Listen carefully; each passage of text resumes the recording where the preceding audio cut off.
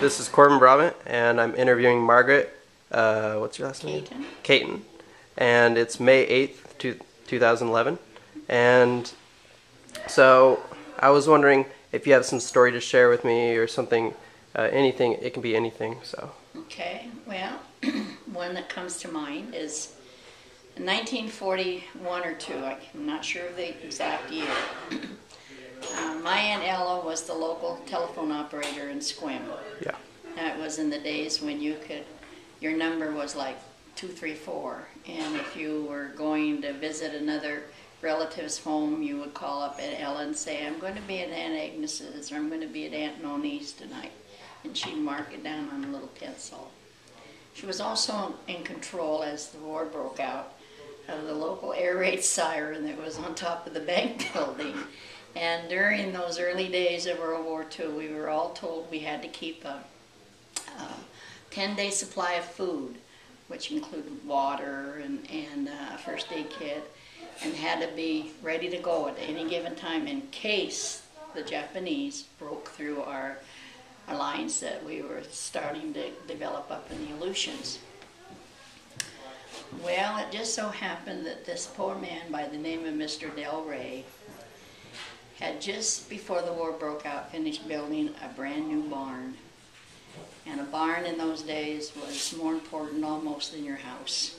So this was a huge event, and the war broke out, and so a lot of the young men and boys that usually paid in the summer up here went, and they were working either in the shipyard in Bremerton or they would join the service. Yep. So everybody was a little short-handed, and so poor Del Rey cut his hay a little early to get it stacked in the barn. Yep. Well, in those days, Sequim had a volunteer fire department. There were like 8 guys. The population of Sequim at that time was about 545 people. Well, it turned out that hay had combusted in this brand new barn. And of course, he called Aunt Ella to say, quick, call the fire department, because my barn's on fire. And poor Aunt Ella got all excited, put her foot on the buzzer, forgot to take her foot off. Yeah. And so we thought we were being invaded. The Japanese had flown down. The nearest Air Force base was McCord Field. And by the time they got the planes off the ground, because radar was not, it was a brand new and wasn't hardly even available at the time. And so we relied on coast watchers to let us know what was going on from Canada and Alaska. So anyway, we had an old 36 Chevy. And I can remember my mother, in her excitement, called my sister and I, get in the car quick, girls, and she was in the process of making a potato salad. She threw the potato salad in the car, forgot the 10-day supply of food and the water, and we are off. Well, 101 is the only way in or out of this peninsula. And you can imagine everybody was suddenly on a tractor, in a car, in a truck, trying to get out of Sequim, trying to get out of Carlsberg, wherever they were coming from to get out, and the road was clogged. And what was the artillery batteries and signal corps that were stationed around the Sequim area, they were trying to direct the trap. Nobody could get in, nobody could get out. And the fire department couldn't get to the barn, and Aunt Ella still had her foot on the buzzer, and we thought we were going to be bombed. And finally, I guess somebody ran and told Ella that you can take your foot off the buzzer now, because it's just, poor Del Rey lost his barn, and darn near lost his life because he went up and he fell off the hay mow and injured his back, and it was really laid up for a long time.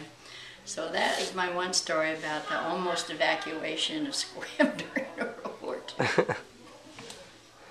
Okay, thank you. End of story. Yep. So the Japs didn't attack. Thank God, everything went well. So. Yep.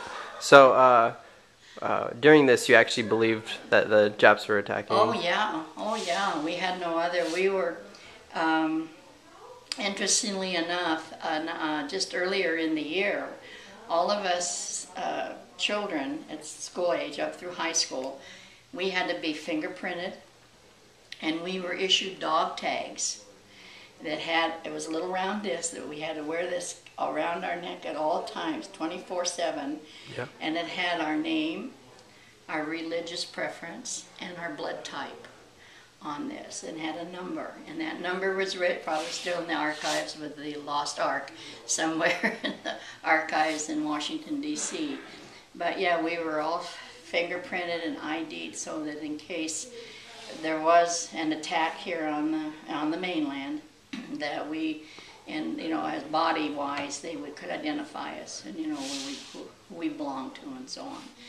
And we were under curfew for 4 years. We had to keep our lights blacked out every night, and people couldn't smoke out in the street after dark.